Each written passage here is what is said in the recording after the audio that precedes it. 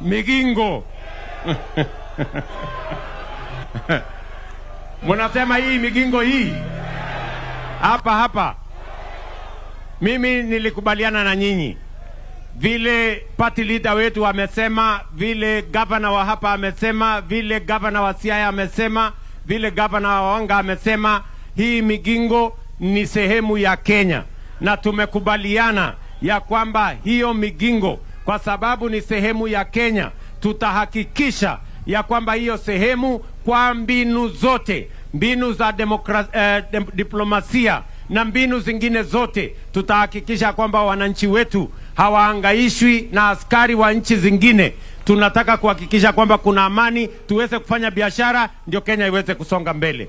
Tumekubaliana jameni? Tumekubaliana?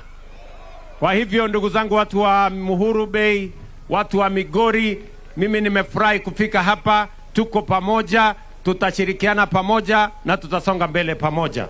Mimi nasema asante sana kwa kutukaribisha. Mungu wabariki. Nyasaye okwedhu. Asanteni sana. God bless you.